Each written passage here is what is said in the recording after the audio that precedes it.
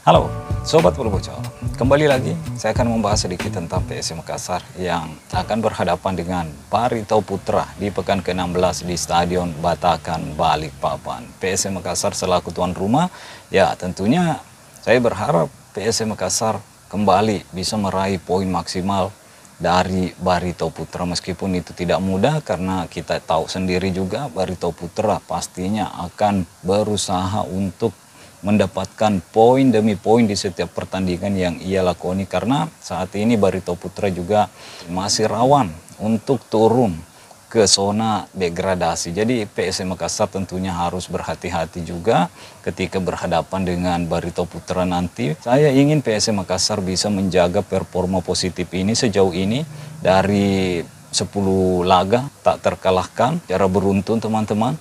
Dan kalau mampu mengalahkan Barito Putra atau menahan imbang Barito Putra, maka akan menjadi 11 pertandingan tak terkalahkan. Bukan hanya itu, saya ingin melihat PSM Makassar terus menjaga performa positif ini, tak terkalahkan ini sampai tahun baru nanti. Kalau PSM Makassar mampu mengamankan 2 pertandingan ini dengan hasil yang baik, ya kita akan melihat nanti pada tahun baru atau pada bulan 1 2025 apakah akan ada update terbaru tentang perkembangan renovasi dari Stadion B.J. Habibie. Apakah PSM Makassar udah bisa kembali berkandang di Sulawesi Selatan di Stadion B.J. Habibie? Jadi kalau memang itu kejadian, ini tentunya akan menjadi dorongan moral tersendiri bagi anak-anak asuh Coach Bernardo Tapares bermain di hadapan para pendukungnya sendiri. Karena saat ini saya merasa skuad PSM Makassar butuh dorongan teman-teman, butuh supporter, butuh pemain ke-12 yang ada di belakangnya. Banyak hasil imbang yang diraih oleh PSM Makassar.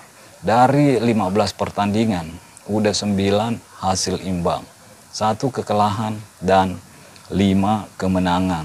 Andaikan PSM Makassar bermain di hadapan supporternya setelah paruh musim ini nanti teman-teman, ini akan menjadi titik balik bagi skuad Coach Bernardo Tapares, bagi pemain-pemain PSM Makassar yang selama ini merasakan bagaimana lelahnya bermain di kandang orang teman-teman, di Stadion Batakan, bagaimana lelahnya perjalanan dari Stadion Kolegowa, tempat latihan PSM Makassar, ketika mau bertanding, terbang lagi ke Stadion Batakan.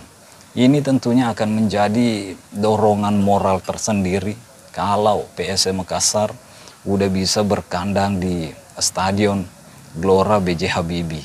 Jadi ya makanya saya berharap anak-anak asuh Coach Bernardo Tapares mempertahankan laju positif ini, tak terkalahkan ini secara beruntun sampai minimal awal tahun. Karena setelah 2 pertandingan ini, ya tanggal 29 kan akan menghadapi Persita Tangerang. Ini pertandingan terakhir di tahun 2024. Setelah itu kalau tidak salah akan menghadapi Persis Solo, 2 pertandingan juga di kandang lawan, baru akan menghadapi PSPS Biak sebagai tim tuan rumah. Entah masih di Batakan kah atau udah di Stadion Gelora B.J. Habibie. Makanya saya selalu mencari-cari berita bagaimana update terbaru Stadion Gelora B.J. Habibie. Saya kemarin melihat video-video pendek tentang rumputnya udah lumayan bagus. Tinggal sedikit lagi yang nggak rata pertumbuhannya. Makanya saya optimis melihat rumput dari Stadion Gelora B.J. Habibie, dan kemungkinan besar memang PSM Makassar udah bisa menggunakan Stadion Gelora B.J. Habibie pada bulan 1 atau maksimalnya lah bulan 2 atau bulan 3, tapi tentunya lebih cepat lebih bagus. Tapi ya tergantung dari kesiapan Stadion Gelora B.J. Habibie juga teman-teman. Kita harus bisa melihat juga secara positif, karena kalau terlalu cepat dipakai ya rumputnya tentunya tidak akan bagus nantinya. Kita udah melihat kemarin di pertandingan Timnas Indonesia di Stadion GBK yang rumputnya masih terlalu muda, ketika pemain-pemain menendang bola ya rumputnya terkelupas terlepas. Itu yang tidak ingin kita harapkan juga, karena kita ingin melihat PSM Makassar lama tentunya berkandang di Sulawesi Selatan lagi. Makanya kita harus juga melihat kesiapan Stadion Gelora B.J. Habibie, apakah pada bulan 1, bulan 2, bulan 3. Tapi ya lebih cepat tentunya lebih bagus, karena ya saya tahu bagaimana lelahnya para pemain-pemain bermain di luar Sulawesi Selatan, teman-teman, tanpa adanya banyak supporter di belakangnya. Tentunya melihat tim-tim lawan yang bermain di hadapan supporternya yang didukung dengan banyak pendukungnya sendiri, sementara PSM Makassar ya hanya orang-orang tertentu, mungkin para perantau-perantau dari Sulawesi Selatan. Ketika PSM Makassar bermain misalnya di Stadion Batakan, ya orang-orang Makassar yang ada di Kalimantan yang pergi menonton PSM Makassar, atau ada supporter-supporter tertentu yang pergi dari Makassar ke Stadion Batakan untuk memberikan dukungan langsung kepada PSM Makassar. Begitupun kemarin di Maluku, kita tahu sendiri banyak juga orang-orang Makassar, orang-orang Sulawesi Selatan yang ada di Maluku. Ada juga penonton PSM Makassar, ada juga sambutan dari supporter PSM Makassar di bandara ketika PSM Makassar tiba di Maluku, teman-teman. Dan itu diungkapkan oleh Coach Bernardo Tavares.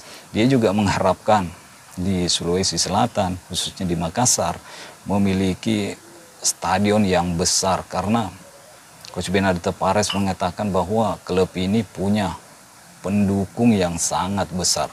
Kita bermain kandang, bermain tandang, selalu ada supporter. Makanya dia melihat PSM Makassar adalah suatu klub yang punya pendukung yang sangat besar, dan dia menginginkan stadion yang sangat besar ada di kota Makassar nantinya, teman-teman. Jadi untuk sementara kita berharap kepada kesiapan Stadion Gelora B.J. Habibie. Mudah-mudahan segera bisa dialihkan ke PSM Makassar untuk digunakan sebagai kandang di bulan 1 ini, karena semakin cepat tentunya akan semakin bagus.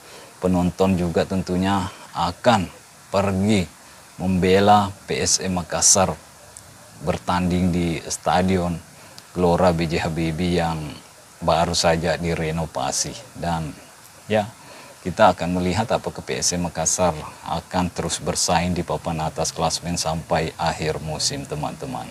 Oke? Mungkin sampai di sini dulu. Stay healthy, no baper-baper. Bye-bye.